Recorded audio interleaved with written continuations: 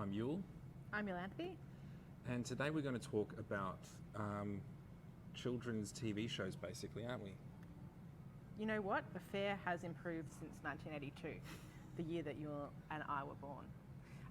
As Agla has entered her nearly 18th month, we've noticed a really big change in what she enjoys watching and her ability to interact with different kinds of media in a more structured way. So today we're going to share a few of the things that she loves best, and hopefully you and your family will get some enjoyment from this as well. So Yule, talk about her most beloved TV show. It's a new one.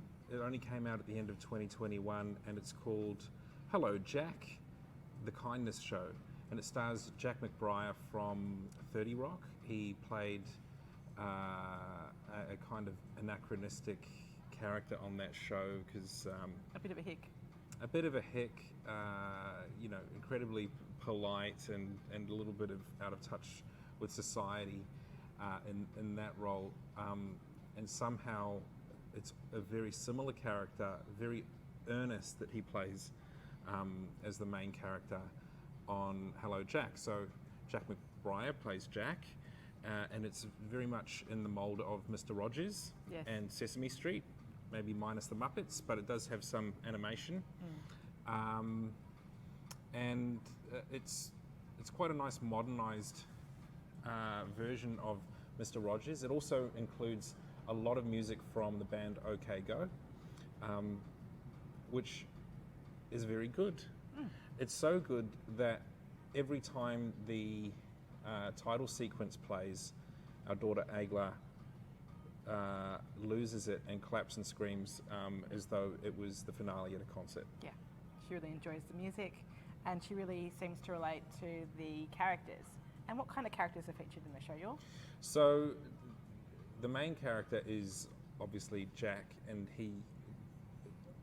I wouldn't say as a protagonist as much as the guide for the audience as he moves through the town of Clover Grove.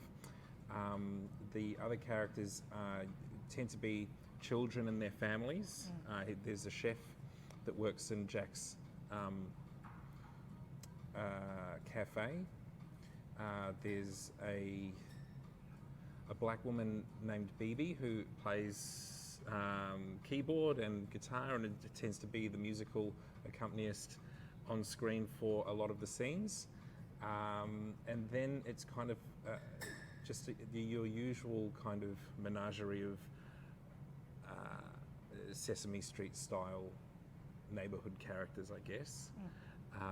But the children very much take the fore in the show. Usually they're the ones who are having some kind of challenge.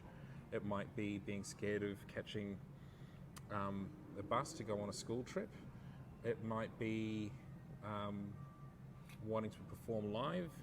Yeah, I think that the narrative strength of the show is that it acknowledges that there are discomforts and disappointments in life that are final. Whether it's because your dad dropped a pizza on the floor or whether it's because no one wants to play a game with you.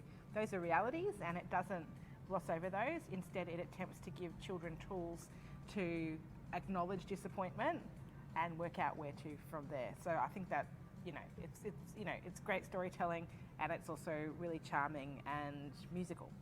Yeah, and it also encourages children to engage with the problems of other people as well. It's not just wash your hands of it and walk away. It's what can we do to help this person who's going through this problem, and it's not to undo the problem. It's a lot of it is how do you cheer someone up? Yeah. So the way that that Agla responds to it, as Yule said, is it's like really physical. She claps, she laughs. The things that she and I think other children of a similar developmental stage to Agla enjoy, they like live action. Agla seems to relate to live action much better than cartoons. She doesn't seem hugely taken with Bluey yet. She likes music a great deal, and she really, really enjoys seeing other kids on screen, whether it's babies or little children. The interaction of the adult and the child is really important to her in terms of what makes a story good. She also really likes Muppets, so one of her other favourite shows is Sesame Street, and also any show that has Muppets in it. So Elmo has a talk show apparently. Yeah. They made a 2015 adult-focused season of the Muppets. Yeah, we watched that with her, and there's jokes for everyone in it. So yeah, but live action is important. So reality is important to kids of that age. That's the thing with the Muppets, right? Like they're always interacting with real people. It's the focus on the real people for her at the moment, which is paramount, I guess. And it's also why she likes Play School so much. Yeah. Her other favourite show at the moment is a BBC production, and it is called Baby Jake. And it is quite a repetitive yet strangely entertaining kind of show. The story is really simple.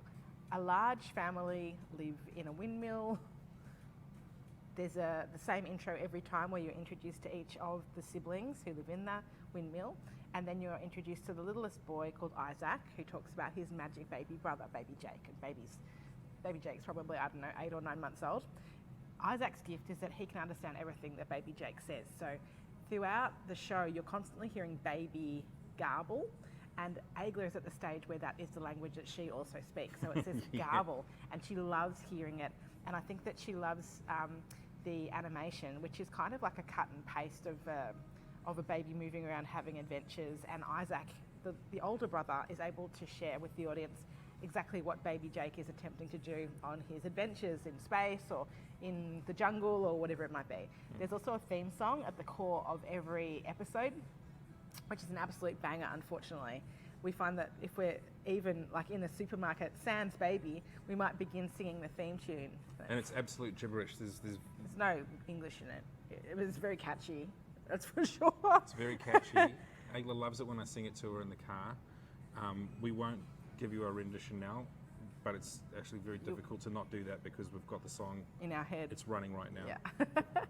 So I think that general comments on the sub-2 developmental stage, like where they're no longer little babies, but they're properly getting into their toddler stripes, is that they begin to follow narrative with a bit more strength. So sometimes we see Aigla say, "Oh no," in response to something that's happening on TV. So she's telling us she understands the story that's happening.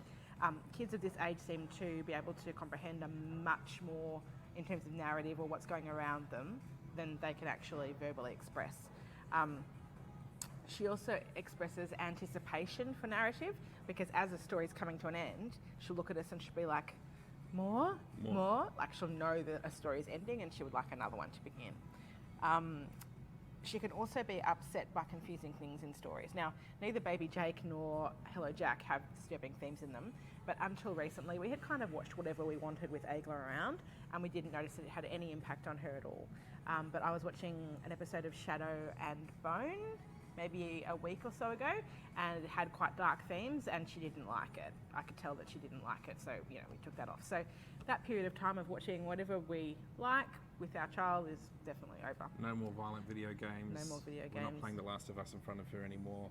No, but we still do play video games in front of her. Like we might play Mario Kart, Zelda, things that she enjoys, things that are attractive to look at. What are some other kinds of media that Aigla and her family enjoy at the moment? Well, we do listen to a lot of music. We listen to a lot of Teeny Tiny Stevies. And in fact, Teeny Tiny Stevies were the first concert that we took Aigla to about a month or two ago. Yeah. And she's a big fan, like a big proper music fan. One of the best memories of my life, I think, will be entering the theatre where they were performing. We were a few minutes late, and the usher opened the door into the theatre where the music was already playing. And once Aigla understood where she was, it's like it clicked in her head. She's like, "There's the band. That's the music I like listening to." And it was full Beatles mania. She went, screaming, clapping. Yeah. Absolutely lost it. Wild. Went wild. But also, she would listen intently throughout the entire song and then break into rapturous applause at the end of every single song.